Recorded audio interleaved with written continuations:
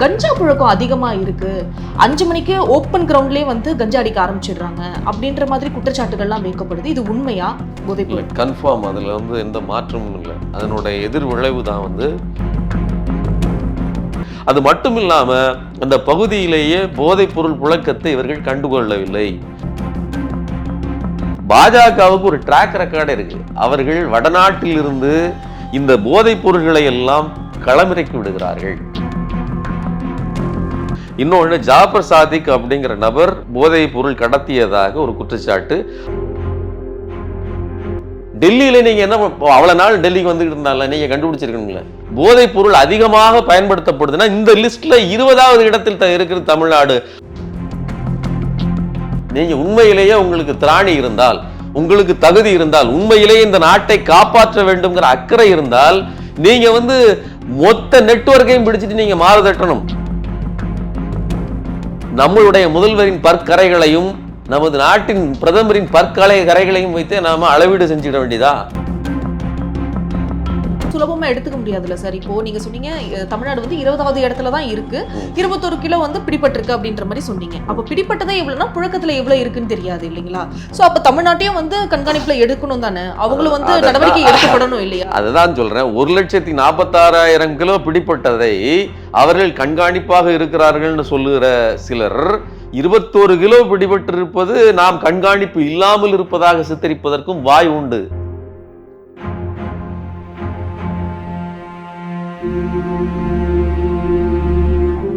Whistle நேயர்களுக்கு வணக்கம். நான் ஐஸ்வர்யா சுகுமாரன். இன்றைய நேர்காணல்ல நம்ம கூட ஊடகவியலாளர் சுமன் அவர்கள் இணைஞ்சிருக்கிறாரு. அவர்கிட்ட பேசலாம் வாங்க சார். வணக்கம் சார். வணக்கம் சார். ரீசெண்டாக அந்த புதுச்சேரி இஷ்யூ ஒரு சென்சிட்டிவான இஷ்யூ, ரொம்ப சென்சேஷனலாக மாறிச்சு. ஒரு 9 வயது சிறுமியை வந்து பாலியல் வன்கொடுமைக்கு உள்ளாக்கி அதுக்கப்புறம் கை காலெல்லாம் கட்டி சாக்கடையில் வீசி போட்டு சடலமாக மீட்கப்பட்டாங்க ஒரு 4 நாள் கழிச்சு. ஸோ இந்த கேஸை ஒரு முறை ஒரு பக்கம் அணுகிற மாதிரி, இன்னொரு பக்கம் ஒரு குற்றச்சாட்டு என்ன எழுந்திருக்கு அப்படின்னு பார்த்தீங்கன்னா, அந்த பகுதியில் குறிப்பாக புதுச்சேரி முழுவதுமாகவே கஞ்சா புழக்கம் அதிகமாக இருக்குது, 5 மணிக்கு ஓப்பன் கிரவுண்ட்லேயே வந்து கஞ்சா அடிக்க ஆரம்பிச்சிடுறாங்க அப்படின்ற மாதிரி குற்றச்சாட்டுகள்லாம் வைக்கப்படுது. இது உண்மையா? அங்க புழக்கத்துல இருக்கிறது உண்மையா போதைப்பொருள்? கன்ஃபார்ம், அதுல வந்து எந்த மாற்றமும் இல்லை. அதனுடைய எதிர் விளைவு தான் வந்து இன்னைக்கு 8 பேரை வந்து நீக்கியிருக்காங்க. அதுக்கு முன்னாடியே 13 பேர் நீக்கப்பட்டிருக்கிறார்கள். யாரு? காவல்துறையை சேர்ந்தவர்கள். அதாவது இடம் மாற்றம் செய்யப்பட்டிருக்கிறார்கள். ஸோ இந்த இந்த சிறுமி பாதிப்புக்குள்ள அந்த சிறுமி காணவில்லை அப்படிங்கிற நியூஸ் வந்த உடனேயே, அது வந்து எஃப்ஐஆர் பதிவு செய்யப்பட்ட உடனேயே இவர்கள் தேடுவதே கூட ரொம்ப லெத்தாஜிக்காக தேடினாங்க. இவங்க குற்றவாளிகளை கண்டுபிடிப்பதில் கவனம் செலுத்தவில்லை அப்படிங்கிற குற்றச்சாட்டு தான் அந்த பகுதியில் இருக்கக்கூடிய மக்களின். இல்ல சார், முதற்கட்ட தகவலா எப்படி வந்ததுன்னா, அங்க இருக்கிற போலீஸ்லாம் வீடு வீடாலாம் போய் தேடினாங்க, ரொம்ப தீவிரமான தேடுதல் வேட்டையில இறங்கி இருக்கிறாங்கன்ற மாதிரி தானே சார் நியூஸ்லாம் வெளியாச்சு. அதாவது முத்தியால்பேட்டை அது வந்து பகுதி, முத்தியால்பேட்டைங்கிறது தனி தொகுதி. நாம ஒரு தொகுதி அப்படிங்கிற வார்த்தைக்கு என்ன அர்த்தம் கொடுத்துருப்போம் அப்படின்னு சொன்னா, அது ஒரு பெரிய ஒரு மாவட்டம் மாதிரியான பகுதி அப்படின்னு. அப்படி கிடையாது.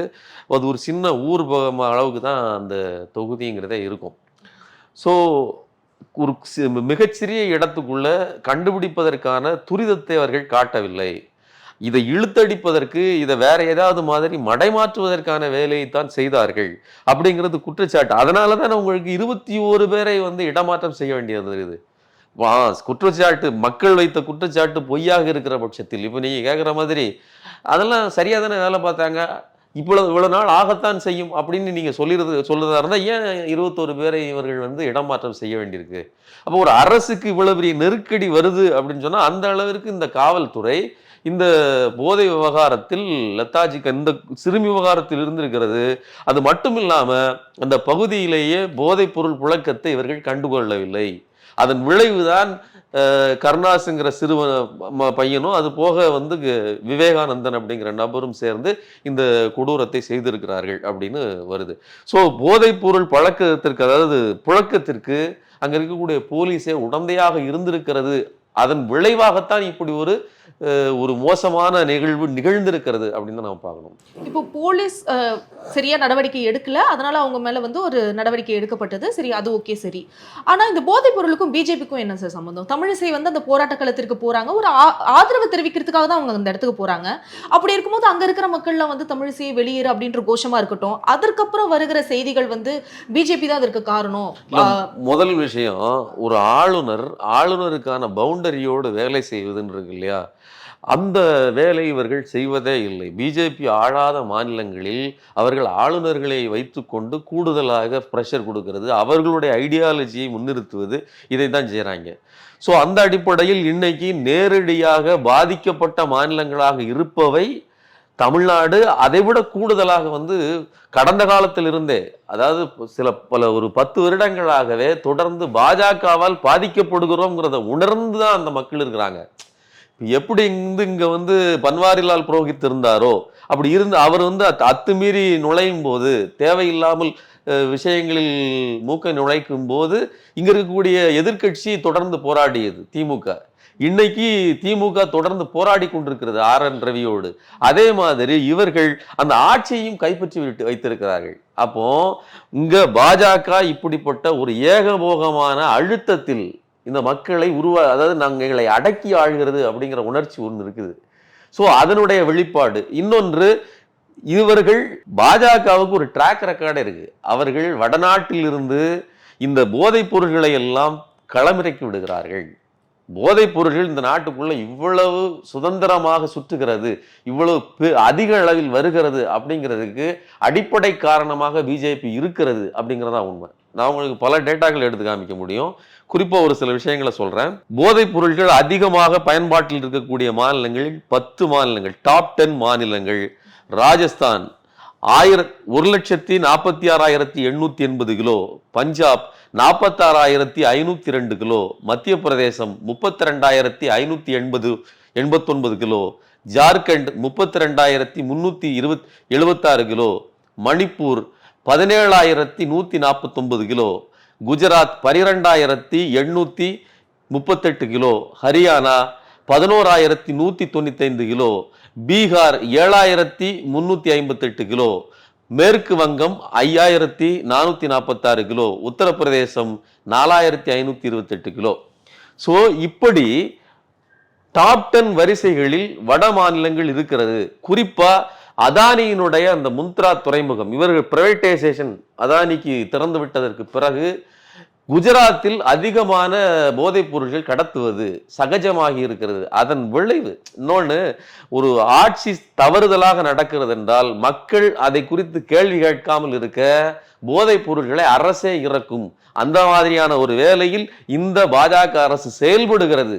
அதன் விளைவுதான் வந்து வெவ்வேறு கட்சிகளில் உள்ளவர்கள் பிடிபடுகிறார்கள். ஏதோ வந்து ஒரு கட்சியை சேர்ந்தவர் பிடிபட்டு விட்டார், திமுகவை சேர்ந்தவர் பிடிபடுகிறார்னா அது அந்த கட்சிக்கு மட்டுமல்ல, இவர்கள் திட்டமிட்டு ஒரு சாம்ராஜ்யத்தை இங்கே உருவாக்கி வைத்திருக்கிறார்கள்.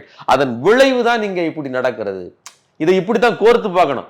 எங்க அதாவது பாண்டிச்சேரியில ஒரு 2 நபர்களுக்கு தனியா எங்கேயோ இருந்து விளைந்து அவருக்கு கைக்கு பொட்டலமாக வந்து சேருவதில்லை. ஒரு நெட்வொர்க் இருக்குது. அந்த நெட்வொர்க் வட இந்தியாவில் இருந்துதான் வருகிறது. சோ இந்த கோபம் தான், எல்லாமும் சேர்ந்துதான் இந்த பாஜக மேல் மக்கள் கோபம் கொள்கிறார்கள். இப்படிதான் நீங்க பார்க்கணும். ஆனா பாஜக தரப்புல இருந்து என்ன சொல்லப்படுதுன்னா, நீங்க சொன்னது போலதான் இப்ப ஜாஃபர் சாதிக் அவர்கள் மாட்டிக்கிட்டாங்க. சோ நாங்க வந்து திமுக மேல ஒரு குற்றச்சாட்டு வச்சதுனால திமுக வந்து எங்க பக்கம் திரும்ப பாக்குது, மக்கள் வந்து மக்களை வச்சு எங்க பக்கம் திரும்ப பாக்குது, பொய்யான செய்தியை பரப்புறாங்க அப்படின்ற மாதிரி சொல்ல. முதல்ல இந்த ஒரு 10 மாநிலங்கள் சொன்ன 10 மாநிலங்களில் பெரும்பகுதி ஆட்சியில் இருப்பது பாஜக தான் ஒன்று. இன்னொன்று, ஜாஃபர் சாதிக் அப்படிங்கிற நபர் பிடிபட்டு, அதாவது அந்த நபர் போதைப் பொருள் கடத்தியதாக ஒரு குற்றச்சாட்டு. அதுவும் மெத்தப்டைமின் அப்படிங்கிற ஒரு மோசமான போதைப் பொருள். அந்த போதைப் பொருள் இந்த நம்ம நாட்டிலே பயன்படுத்தப்படுகிற ஒரு பொருள் கிடையாது. இன்னொன்று, அது ரொம்ப அரிதானதும் விலை உயர்ந்ததுமா இருக்குது. அப்போ தனிப்பட்ட முறையில் அவர் வந்து வீட்டில் உட்காந்து அடுப்பில் காய்ச்சி கொண்டு போகிற பொருள் கிடையாது.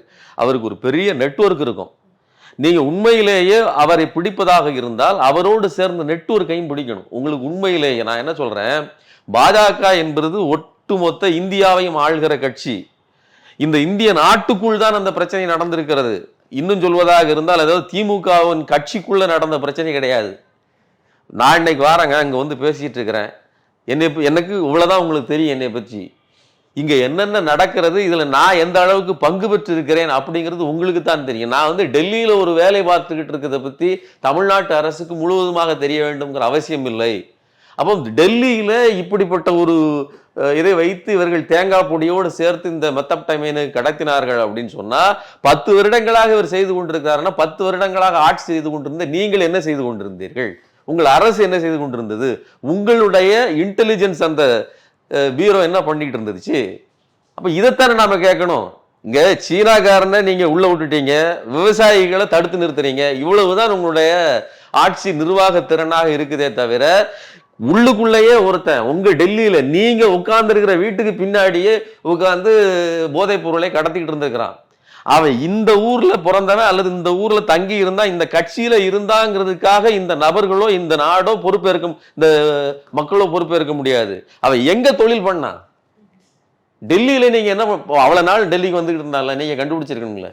எங்களுக்கு அந்த நபர் இங்கே ஒரு ப்ரொடியூசரா தெரியும், ஒரு பணத்தை கொண்டு வராரு, ஒரு தொழில் தொடங்குறாரு, அப்போ இவர் ஒரு ப்ரொடியூசர், ஒரு ஆண்டர்பிரனர், அவ்வளவுதான் தெரியும். எங்க வந்து இல்லீகலான பிளாக் பிசினஸ் பண்றாரோ அந்த இடத்தில் உள்ளவர்களுக்கு தான் அது தெரிந்திருக்க முடியும். அப்போ குற்றங்கள் முழுவதும் பாஜக பக்கம் தான் இருக்கிறது. அவர்கள் என்ன பண்றாங்க அப்படின்னா, ஏதோ அதுல ரொம்ப கொடுமையான ஒரு விஷயம், அவர் மோடி இங்க வந்து பேசுறார், தமிழ்நாட்டில் ஏதோ போதைப் பொருட்கள் மிக மோசமாக பரவலாக பயன்படுத்தப்பட்டு கொண்டிருக்கிறது அப்படின்னு பேசுறாரு. முதல்ல இந்த ஜாஃபர் சாதிக் என்பவர், நான் மறுபடியும் சொன்னதே தான், டெல்லியிலிருந்து தான் கடத்தி இருக்கிறார். அந்த போதைப் பொருள் வெளிநாடுகளுக்கு தான் சென்றிருக்கிறது, நியூசிலாந்து மாதிரியான நாடுகளுக்கு தான் சென்றிருக்கிறது. இங்க உள்ள நபர்களுக்கு அது பட்டுவாடா செய்யப்படவில்லைங்கிறது ஒரு முக்கியமான விஷயம். இந்த தமிழ்நாட்டில் போதைப் பொருள் அதிகமாக பயன்படுத்தப்படுதுன்னா இந்த லிஸ்ட்ல 20வது இடத்தில் இருக்கிற தமிழ்நாடு. அதுவும் வெறும் 21 கிலோ தான் பிடிக்கவே பட்டிருக்குது. பிடிக்கப்பட்டது எவ்வளவு? ராஜஸ்தான்ல முதல் இடத்துல இருக்குது ராஜஸ்தான். 1,46,000 கிலோங்கிறது எவ்வளவு? 21 கிலோங்கிறது எவ்வளவு? அப்போ யார்? அப்போ இன்னொரு விதமா நீங்க என்ன சொல்றீங்கன்னா, உங்களுடைய தனிப்பட்ட அரசியல் லாபத்துக்காக தமிழ்நாட்டில் இருப்பவர்கள் எல்லாம் போதைக்கு அடிமையாக இருக்கிறார்கள், குஜராத்தில் இருப்பவர்கள் எல்லாம் வந்து போதைப் பொருள் புழக்கம் குறைவாக இருக்கிறார்கள், அல்லது ராஜஸ்தான்ல அப்படி இல்ல அப்படின்னு சொல்றீங்க. அது உண்மையா? இப்போ கேள்வி இப்படி எழலாம் இல்லைங்களா? இப்போ நீங்க சொல்றீங்க டெல்லியில தான் அவர் பிடிபட்டிருக்கிறாரு அப்படின்றீங்க. அப்போ பாஜக அரசு கீழே செயல்படுற அந்த இன்டெலிஜென்ஸ் பியூரோ தான் அவரை கைது செஞ்சிருக்காங்க. அப்போ கண்காணிப்பு நடந்துகிட்டு தானே இருக்கு. இதுக்கும் பாஜக அரசுக்கும் என்ன சம்பந்தம் அப்படின்ற கேள்வி 10 வருடமா நடந்துகிட்டு இருக்குங்க. அதாவது 10 வருடமா அவர் வந்து இந்த தொழில இருக்கிறாரு. நான் இன்னொன்னு சொல்றேன், ஒரு நபரை பிடிக்கிறோம் அப்படின்னா, இப்ப இந்த ஒரு தவறான ஒரு தொழில் நடந்துகிட்டு இருக்கு, ஒரு கள்ளச்சாராயம் சார்ந்து ஒரு நபரை பிடிக்கிறோம்னா அது ஒரு நெட்வொர்க். அதுல ஒரு கண்ணியைத்தான் நீங்கள் பிடிக்கிறீங்க. அந்த நெட்வொர்க் எல்லாம் நீங்க பிடிக்கணும். நீங்க உண்மையிலேயே உங்களுக்கு திராணி இருந்தால், உங்களுக்கு தகுதி இருந்தால், உண்மையிலேயே இந்த நாட்டை காப்பாற்ற வேண்டும்ங்கிற அக்கறை இருந்தால், நீங்க வந்து மொத்த நெட்வொர்க்கையும் பிடிச்சிட்டு நீங்க மாறு தட்டணும். 56 இன்ச்சு மார்பை திறந்து நான் இந்த நாட்டை பாதுகாத்து விட்டேன்னு சொல்லணும். நான் சொல்றேன், உங்களால் முடியாது. ஏன்னா வடநாட்டில் கஞ்சா புழக்கம் என்பது மிக சர்வசாதாரணமானது. இது இன்று நேற்று வந்தது இல்லைங்க, இதுக்கு ஒரு பாரம்பரியம் இருக்கிறது அப்படின்னு சொல்றேன். நீங்க உங்களுக்கு தெரியும், ஓம்னு ஒரு வார்த்தை சொல்லுவோம். இந்த ஓம் அது வந்து சோம் அப்படிங்கிற வார்த்தையிலிருந்து வந்தது. சோம்ங்கிறது ஆப்கானிய மொழியில் கஞ்சாவை குறிப்பது. இந்த சோம்ங்கிற இந்த கஞ்சாவை கரைத்து உருவாக்கப்பட்டதுதான் சோமபானம். சரிங்களா? வேதத்தில் அதற்கு பாரம்பரியம் இருக்கிறது. இப்படிப்பட்ட கஞ்சாவை கரைத்து குடித்து கொண்டு இருந்தவர்கள் தமிழர்கள் இல்லை. தமிழர்களுக்கு அந்த பாரம்பரியமே கிடையாது. கள் உண்ணாமைன்னு ஒரு இது வச்சிருக்காருங்க. கள் இருக்குது, கள் உண்ணக்கூடாதுங்கிறத சட்டமா வச்சிருக்காங்க. ஆனா நீங்க என்ன வச்சிருக்கீங்க? சிவபானம். அதுக்கு ஒரு ரெகக்னேஷன் கொடுக்குறீங்க. நீங்க இந்து மதம்னு சொன்னீங்கன்னா, இங்க இந்து மதத்தில் இங்க இருக்கக்கூடிய தென்னாடுடைய சிவனே போற்றி எந்நாட்டவர்க்கும் இறைவா போற்றின்னு சொல்லிட்டு இங்க இருக்கிற சைவம் சிவம் சிவமதத்தில் இந்த கஞ்சா அடிப்பதை அங்கீகரிப்பதில்லை. புரிஞ்சுக்கங்க. தென்னாட்டு சைவ சிவமதத்துக்கும் வடநாட்டில் இவர்கள் சிவனாக சித்தரிப்பவர்களுக்கும் வித்தியாசம் இருக்கிறது. இங்க இருக்கக்கூடிய சாமியார்களுக்கும் அங்க இருக்கக்கூடிய அகோரிகளுக்கும் வேறுபாடு இருக்கிறது. இந்த வேறுபாட்டு இடைவெளிதான் அங்கே பான்பராக்கு பயன்படுத்துவது ஈஸியாகவும் நம்ம ஊர்ல எல்லாம் இருக்கு. இங்க பான்பராக்கு தடைங்க. நான் என்ன சொல்றேன், இந்த நாட்டில் எங்கு அதிகமாக போதைப் பொருள் பயன்படுத்தப்பட்டிருக்குதுங்கிறத நான் நம்மளுடைய முதல்வரின் பற்கரைகளையும் நமது நாட்டின் பிரதமரின் கரைகளையும் வைத்து நாம அளவீடு செஞ்சிட வேண்டியதா? யார் வாயில பான் பராக் போடப்பட்டிருக்குதுன்னு, யாருடைய பல் வெண்மையா இருக்குன்னு, இதுக்கு மேல அளவீடுகளை நீங்க தேடிட்டு நீங்க டேட்டாவை தேடிக்கொண்டிருக்கிறதுல அங்க வாயிலே தான் இருக்கிற. உங்களுடைய நாட்டில் உங்களுடைய வட பிரதேசங்கள் எப்படி இருக்குது? நான் இன்னொன்னு சொல்றேன், நம்ம ஊர்ல இருந்து போகிற லாரி டிரைவர்கள் அவர்கள் எடுத்து அனுப்பிய வீடியோக்கள் சாதாரணமா இருக்குது. தெருவுக்கு தெரு ஊபி மாதிரியான பகுதிகளில் வீட்டுக்கு பின்னாடி நம்ம ஊர்ல வந்து இந்த குப்பமேனியல இந்த மாதிரியான சாதாரண குலைகள் கிடக்கும். அந்த மாதிரி கீழ்வாநெல்லி மாதிரி இந்த செடிகள், அதாவது கஞ்சா செடி விளைந்து கிடக்கிறது. அவ்வளவு சர்வசாதாரணமாக கஞ்சா புழக்கம் இருக்கிறது. நீங்க இந்த நாட்டில் உற்பத்தி செஞ்சு தெருவுக்கு தெரு உங்களுக்கு வந்து கஞ்சா கிடைக்குங்கிற நிலையை ஏற்படுத்தி வச்சிருக்கீங்கன்னா இது எவ்வளவு மோசமானது. நான் இன்னொரு விஷயத்தை சொல்றேன், இந்த தனியார் இந்த துறைமுகங்களை இந்த மாதிரியான முக்கியமான இடங்களை எல்லாம் தனியாருக்கு கொடுப்பதால் எவ்வளவு பெரிய கேடு விளையும். அதுக்கான உதாரணம் தான் குஜராத் முந்த்ரா துறைமுகம் என்பது. கோடிக்கணக்கில் ஹெராயின் போன்ற போதைப் பொருட்கள் புழங்குகிற இடமாக இருக்கிறது. 2022 பிப்ரவரி 13 குஜராத் பகுதியில், அதாவது கடற்கரை பகுதியில் 2000 கோடிக்கும் அதிகமான 800 கிலோ போதைப் பொருள் பறிமுதல் செய்யப்பட்டிருக்குது. 2022 2021 செப்டம்பர் 13 முங்த்ரா துறைமுகம் அதானிக்கு சொந்தமானது. 21,000 கோடி மதிப்பிலான 2,988 கிலோ போதைப் பொருட்கள் பறிமுதல் செய்யப்பட்டிருக்குது. 2022 ஏப்ரல் 21 காட்லா துறைமுகம் 11,000 கோடி மதிப்பிலான 260 கிலோ ஹெராயின். பிபவா துறைமுகத்தில் 2022 ஏப்ரல் 29 450 கோடி மதிப்பிலான 90 கிலோ ஹெராயின் பறிமுதல் செய்யப்பட்டிருக்குது. 2022 மே 26 அதே முங்த்ரா துறைமுகத்தில் 500 கோடி மதிப்பிலான 56 கிலோ ஹெராயின் போதைப் பொருட்கள் பறிமுதல் செய்யப்பட்டிருக்கு. அது மட்டும் இல்லாம 2022 ஜூலை 13 முங்த்ரா துறைமுகத்தில் 376.5 கோடி மதிப்பிலான 75 கிலோ ஹெராயின் ஒரே, அதாவது 2021 to 22 பிடிபட்டதே இவ்வளவு. அப்ப பிடிபடாமல் பறிமுதல் அதாவது பரிமாற்றம் செய்யப்பட்டது எவ்வளவு? போலீஸ் அவங்க தொடர்ந்து வேலையை செஞ்சுக்கிட்டு ஒரு துறைமுகத்தை கொண்டு போய் ஒரு தனியார் கையில கொடுத்துட்டு அவன் உள்ளுக்குள்ள எல்லா போதைப் பொருளையும் போக்குவரத்தையும் நடத்திக்கிட்டு இருப்பான். நீங்க அதாவது பிடிபடுவது என்பது எதற்காக நடக்கிறது? போலீஸ் எதற்காக பிடிக்கிறது? எல்லா இடத்திலேயும் குற்றம் நடப்பது போலீஸுக்கு தெரியும். எங்கெங்க எது யார் பரிமாறுகிறார்கள் போலீஸுக்கு தெரியும்.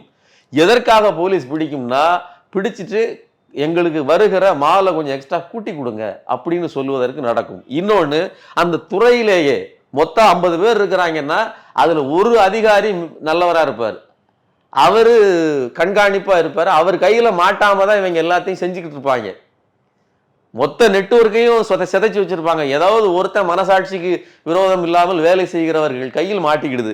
அப்படி மாட்டினதுதான் இது. அப்போ கிட்டத்தட்ட நான் சொன்னதே வந்து கிட்டத்தட்ட 1 லட்சம் கோடி ரூபாய் அளவிலான பொருட்கள் மாட்டிருக்குன்னா எத்தனை லட்சம் கோடியிலான பொருட்கள் இங்கே பரிமாறப்படுகிறது?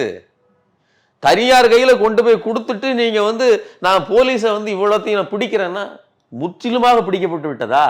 அதுதான் கேள்வி. இன்னொரு இது இருக்குங்க, இப்படி அதாவது குஜராத்துங்கிற வாசல் வழியாக இப்படி மொத்த போதைப் பொருளையும் கொண்டு வந்து இந்தியாவுக்குள் ஃபீட் பண்ணிட்டீங்கன்னா அது வடநாட்டிலிருந்து மெல்ல மெல்ல மெல்ல மெல்ல தமிழ்நாட்டுக்குள்ளே வரத்தானே செய்யும். அதனுடைய விளைவுகள் தான் இன்னைக்கு நாம சந்திச்சுக்கிட்டு இருக்கிறோம். நேரடியா நீங்க என்ன சொல்லுங்க, எங்கேயாவது நம்ம ஊர்ல நீங்க கஞ்சா செடியை பார்க்க முடியுமா? அப்ப வடநாட்டுல இருக்கு, ஈஸியா கிடைக்குது. அப்படிங்கும்போது அங்கிருந்து தான் நமக்கு வருகிறது. ஊற்றுக்கண்ணே அதுதான் அப்படிங்கறதான் குற்றச்சாட்டு. ஆனா இது வந்து நம்ம சுலபமா எடுத்துக்க முடியாதுல்ல சார். இப்போ நீங்க சொன்னீங்க தமிழ்நாடு வந்து 20வது இடத்துல தான் இருக்கு, 21 கிலோ வந்து பிடிபட்டிருக்கு அப்படின்ற மாதிரி சொன்னீங்க. அப்ப பிடிப்பட்டதே எவ்வளவுனா புழக்கத்துல எவ்வளவு இருக்குன்னு தெரியாது இல்லைங்களா? சோ அப்ப தமிழ்நாட்டையும் வந்து கண்காணிப்புல எடுக்கணும் தானே, அவங்களும் வந்து நடவடிக்கை எடுக்கப்படணும் இல்லையா? அதுதான் சொல்றேன், 1,46,000 கிலோ பிடிப்பட்டதை அவர்கள் கண்காணிப்பாக இருக்கிறார்கள்னு சொல்லுகிற சிலர் 21 கிலோ பிடிபட்டிருப்பது நாம் கண்காணிப்பு இல்லாமல் இருப்பதாக சித்தரிப்பதற்கும் வாய் உண்டு. இருக்கக்கூடிய பாஜக ஆளும் வர்க்கத்தினுடைய வாய் என்பது எப்படி வேண்டுமானாலும் பேசும். தமிழ்நாட்டு போலீஸுங்கிறது கண்ணில் எண்ணெயை விட்டுக்கிட்டு தேடக்கூடிய ஸ்காட்லாண்ட் யார்டுன்னு சொல்லக்கூடிய போலீஸ். அது மிக ஏதாவது பாகிஸ்தான் பிரிவினையின் போதும் வங்காளதேச பிரச்சனையின் போதும் தமிழ்நாட்டு போலீஸை கொண்டு வருவதுதான் ஒரு தமிழ்நாட்டு காவல்துறையை கொண்டு வருவது முக்கியமான பங்காற்றி இருக்குது. ஸோ அந்த அளவிற்கு நாம் வந்து தெளிவான போலீஸை வச்சிருக்கிறோம். வடநாட்டில் மாதிரி டோட்டலி கரப்டட் கிடையாது. சரிங்களா? இன்னொரு தகவலும் சொல்கிறேன். இந்த மணிப்பூர் விவகாரத்தில் நமக்கு இப்போதான் தெரியும். இந்த மணிப்பூரில் இருக்கக்கூடிய டிஎஸ்பி ஒரு பெண் அதிகாரி அங்கே ஒரு கஞ்சா வந்து பயிரிடப்பட்டு கடத்தப்படுகிறது. பர்மாவுக்கெல்லாம் வந்து அதை கடத்துறாங்க. அதை தடுத்து நிறுத்தி பிடிக்கிறாங்க. பெண் சிங்கம் அப்படின்னு சொல்லி அந்த ஊர்ல அவங்களுக்கு அப்படி பேரு. அந்த அம்மா பிடிக்கும் போது அதை தொடர்ந்து போகும்போது அங்க இருக்கக்கூடிய பிஜேபியினுடைய தலைவர் முதலமைச்சர் பைரேன் சிங்கினுடைய பிஏ போன் பண்ணி அது நம்ம ஆள் தான் விட்டுருங்க அப்படின்னு சொல்லுகிற அளவிற்கு பாஜக அவர்களுக்கு பாதுகாப்பை கொடுத்து வைத்திருக்கிறது. சோ நாம ஏதோ பொத்தாம் பொதுவாக பிஜேபி மேல் எனக்கு தனிப்பட்ட கோபம் அதனால் நான் பேசுகிறேன் அப்படி இல்லை. இந்த நாட்டுக்குள் ஒட்டுமொத்தமாக போதையின் வாயிலாக குஜராத் இருக்கிறது. மற்ற பகுதியில் போதை என்பது அங்கீகரிக்கப்பட்ட ஒன்றாக இருக்கிறது. இந்து பாரம்பரியம், நமக்கு ஒரு பாரத பண்பாடு இருக்குன்னு சொல்றாங்க இல்லையா? அந்த பாரத பண்பாட்டிலேயே தென்னிந்திய பண்பாடு அவர்கள் பெரிதாக போற்றுவதில்லை. வடநாட்டு பண்பாட்டை தான் காட்டுகிறார்கள். வடநாட்டில் இப்படி சிவனோடு சேர்த்து சிவபானம் என்று போதைப் பொருளை ஒரு சுவைப்பதை ஒரு சாதாரணமாக நார்மலைஸ் பண்றதாக அவர் சாமியார் புகைக்கத்தான் செய்வார். அதெல்லாம் அவர்களுக்கு கொடுக்க வேண்டிய ஒன்று. நம்ம ஊர்ல புகையில எல்லாம் பாட்டிகள் போடுவாங்க இல்லையா? அதே மாதிரி அகோரிகள்னா தம் அடிக்க தான் செய்வாங்க. நீங்க சினிமாட்டிக்கா போட்டோகிராஃப்ஸ் எல்லாம் பார்க்கலாம். அது அப்படியே புகைகள் போவதா, அப்படி புகைச்சிட்டு இருக்கிறதா, அதை ஒரு ரொமான்டிசைஸ் பண்றது இருக்கு இல்லையா? இது இந்த ஊர்ல பண்ண முடியுமா? நான் என்ன சொல்றேன், இன்னைக்கு ஒரு பையன் இந்த மாதிரி ஒரு குற்றத்தை செஞ்சான், ஒட்டுமொத்த பாண்டிச்சேரி மக்களும் கொதித்தெழுந்தார்கள். இன்னைக்கு நாம உட்கார்ந்து பேசிட்டு இருக்கிறோம். நான் உணர்வுபூர்வமா பேசுறேன். ஏன்? ரெண்டு காரணம். ஒண்ணு வந்து சாதாரணமா அந்த பெண்ணை அந்த குழந்தை மேல வந்து இப்படிப்பட்ட தப்பு நடந்திருந்தாலும் இந்த கோபம் வரத்தான் செய்யும். ஏன்னா அந்த குழந்தை நம்ம குழந்தை அப்படிங்கிற உணர்ச்சியிலிருந்து வரும். அதுவும் ஒரு போதைப் பொருள் பழக்கத்திலிருந்து இப்படி கொடூரமாக கொலை நடந்திருக்கிறது அப்படிங்கும் போது அந்த மக்கள் எல்லாம் இந்த அரசோடு சேர்த்து இதை பார்க்கிறது, இந்த அரச கட்டமைப்போடு சேர்த்து பார்க்கிறது. நீங்க கண்காணிக்க தவறிட்டீங்க அப்படின்னு தானே பாக்குது. அதனுடைய விளைவு தானே இந்த 21 பேரை நீங்க சஸ்பெண்ட், நீங்க வந்து இடமாற்றம் செய்றீங்க. அதனுடைய விளைவு தானே நீங்க 20 லட்சம் இழப்பீடு கொடுக்குறீங்க. அப்போ உங்கள் மேல் குற்றம் இல்லாமல் அதை நடத்த வேண்டிய அவசியம் இல்லை இல்லையா? அப்போ பாஜக என்பது பிறருக்கு, இந்த நாடு தமிழ்நாட்டில் வந்து மோசமாக கஞ்சா புழக்கம் இருக்கிறது, போதைப் பொருள் புழக்கம் இருக்கிறதுன்னு சொல்லுவது. நான் இது இன்னொரு சொல்றேன். குஜராத்தையும் வடநாட்டிலும் இவ்வளவு மோசமாக நடந்து கொண்டு தமிழ்நாட்டை குறை சொல்வது என்பது, அதுவும் பிரதமர் குறை சொல்வது என்பது தமிழ்நாட்டு மக்களை இழிவுபடுத்துவதான் நான் சொல்றேன். 21 கிலோ பிடிபட்டதில் சிலர் புகைக்கலாம், இந்த மாதிரியான போதைப் பொருள் ஆசாமிகளாக இருக்கலாம். ஆனால் ஒப்பீட்டு அளவில் வட இந்தியாவோடு நாம் மிக மிக குறைவாகவும், போதைப் பொருள் என்றாலே அதை அருந்துபவனை, அதை சுவைப்பவனை கேவலமானவனாக பார்க்கிற சூழல் இங்க இருக்கு. அங்க அப்படி இல்லை. அங்க படார்னு எடுத்து டக்குன்னு போட்டுட்டு வாயில தட்டிக்கிறது ஒரு குடும்பத்துக்குள்ளேயே பரவலாக ஒன்றாக இருக்குது. ஸோ அந்த கல்ச்சர் நம்மகிட்ட இல்லை. ஆனா அவர்கள் பல்லுல பான்பராக கரையாதவர்கள், மாறாதவர்கள் நம்மை பார்த்து இங்க உங்க ஊர்ல அதிகமா போதைப் பொருள் பழக்கம் இருக்குன்னு சொன்னா அது யாருக்கு கேவலம்? அது ஏதோ திமுகவுக்கும் இந்த முதலமைச்சருக்கும் இந்த திமுக கட்சிக்காரர்களுக்கு மட்டுமா பிரச்சனை? தமிழர்களாகி நமக்கு அசிங்கம். ஒரு பான்பராக்கு வாயன், பல்லுல கரை போகாதவன், சுத்தமான பல்லுல ஒன்னே பார்த்து வந்து கேவலமா சொல்கிறான் அப்படிங்கிற உணர்ச்சி நமக்கு வேணும். நான் என்ன சொல்றேன், இன்னும் கூடுதலாக இந்த விஷயங்களை ஸ்ட்ரிக்ட் பண்ணுவோம், பாதுகாப்பை அதிகப்படுத்துவோம். இது முதலமைச்சருக்கோ அல்லது வேற யாருக்கோ நாம வந்து கோரிக்கையை வைக்கலாம், போராடுவோம். ஆனா வடக்க நமக்கு வந்து பாடம் எடுத்து நாம வந்து திருந்துகிற அளவிற்கு உனக்கு தகுதி இல்லை. அதை தான் நான் சொல்றேன். பாஜகவுக்கு எந்த தகுதியும் இல்லை. இன்னொரு விஷயத்தை நான் சொல்றேன், தமிழ்நாட்டுக்குள் கஞ்சா புழக்கம் அதிகமாக இருக்கிறது அப்படிங்கிறதுக்கு முக்கிய காரணமாக பெரும் குற்றவாளிகளை கொண்ட கட்சியாக தமிழ்நாட்டுக்குள்ளேயே பாஜக தான் இருக்குது.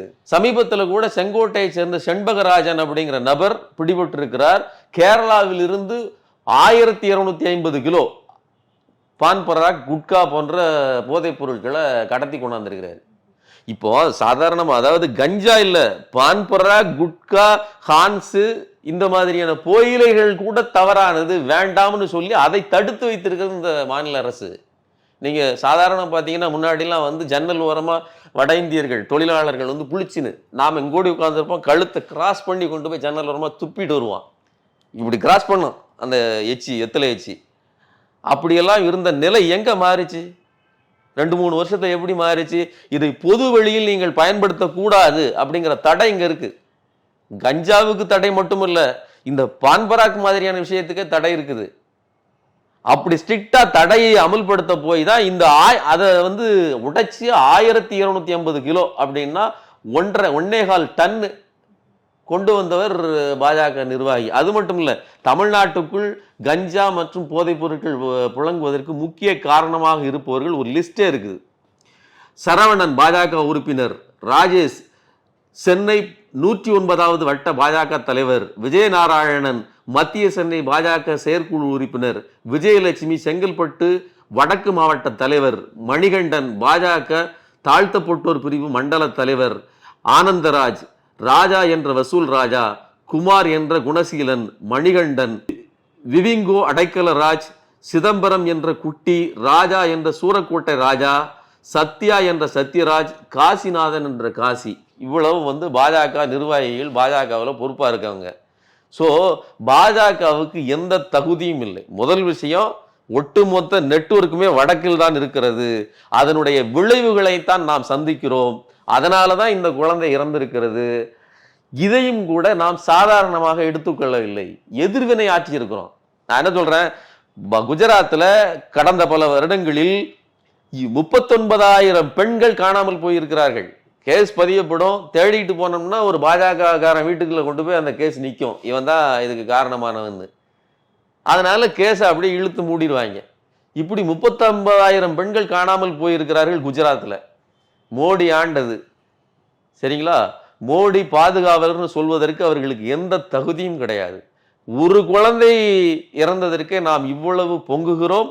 அதற்கு எதிராக நடவடிக்கைகள் எடுக்கப்பட்டிருக்குது. தொடர்ந்து இது ஒரு இயக்கமாக எடுக்கப்படும். அதனால நான் என்ன சொல்றேன், தென்னிந்தியர்களாக, தமிழர்களாக நாம் வட இந்தியர்களிடமிருந்து பாடம் கற்றுக்கொள்ள வேண்டிய அவசியம் இல்லை. நாம் தெளிவாகத்தான் இருக்கிறோம், என்னுடைய கருத்து. நிச்சயமா சார், போதைப் பொருட்கள் வந்து இன்னும் கண்காணிப்பு அதிகமாக்கப்படணும் அப்படின்ற கோரிக்கையும் முன் வச்சிருக்கிறீங்க. ஸ்டாட்டிஸ்டிக்கல் டேட்டாவோடய நிறைய விஷயத்தை பகிர்ந்துக்கிட்டீங்க. உங்க நேரத்திற்கு நன்றி சார். நன்றி.